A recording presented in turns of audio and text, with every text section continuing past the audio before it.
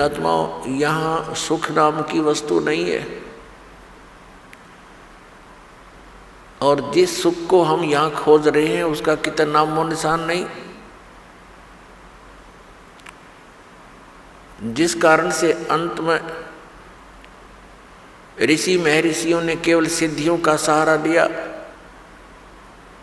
एक दूसरे पर प्रभु बनकर, एक दूसरे से अधिक चमत्कारी बनकर वो यहाँ अपना भक्ति नाश करते रहे और जनता को अपने पीछे लगाकर उनका भी जीवन नाश कर गए। परमात्मा आते हैं, यथार्थ ज्ञान हमें बताते, लेकिन हम उसको स्वीकार नहीं करते। क्यों नहीं करते? क्योंकि हम शिक्षित नहीं थे।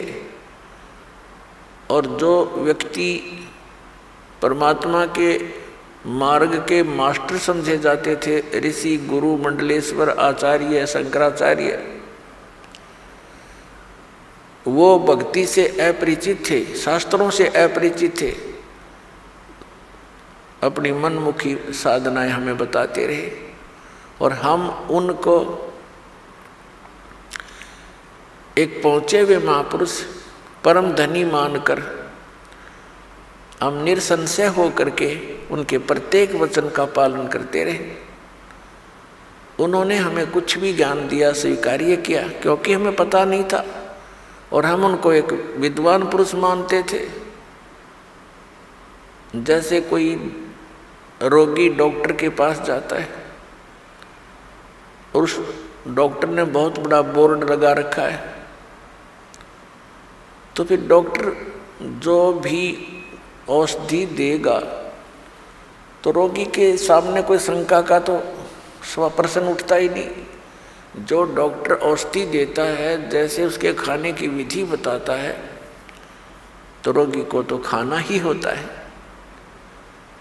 तो पुण्यात्मा, डॉक्टर की औषधि को डॉक्टर ही बता सकता है कि ये रोग नाशक है या वैसे कोई पुड़िया में राख बांध कर दे रखी है। तो ये दास भी डॉक्टर है अध्यात्म मार्ग का। हम सभी प्राणियों को जन्म और मृत्यु का रोग लगा हुआ है,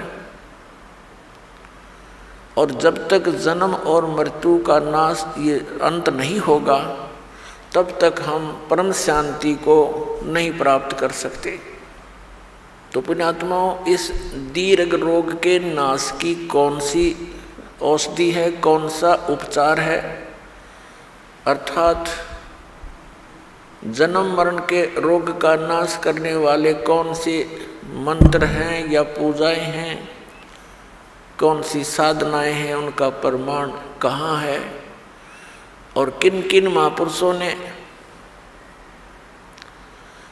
इस औषधि का सेवन किया, अर्थात इस साधना का प्रयोग किया, और कौन कौन पार हुए। जैसे कोई डॉक्टर होता है, वो औषधि देता है और रोगी बहुत दुखी होता है, तो वो बताता है, वैद्य बताता है कि एक व्यक्ति फलाने गांव का, उसका ये नाम है, उसके यही रोग था, उसने ये औषधि खाई थी, वो ठीक हो गया। ऐसे कई व्यक्तियों के नाम बताता है।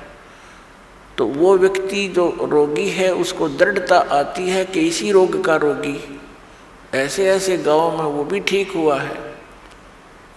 तो फिर हम उसको हौसला बढ़ता है, वो दृढ़ होता है, उस औषधि को वो प्रयोग करता है और वो स्वस्थ हो जाता है।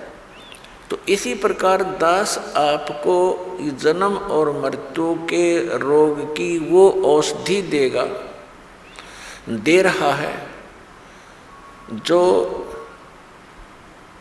कुछ महापुरुषों ने प्रयोग की और वो इस जन्म मरण के रोग से मुक्त हुए। उसके अतिरिक्त अन्य जो भी औषधियाँ, यानी वे ऑफ वर्शिप, पूजा का मार्ग, पद्धति, भक्ति की पद्धति, अन्य जो संत बता रहे हैं, जो दास आपको बता रहा है, इसके अतिरिक्त वो व्यर्थ है, क्योंकि वो हमारे सदग्रंथों में प्रमाणित नहीं है और उनका कोई ऐसा इतिहास नहीं है कि वो ये कहें कि इस मंत्र के, इस साधना के करने से अमुक संत पार हो गए, अमुक भक्त पार हुए। और दास आपके समक्ष उन महापुरुषों के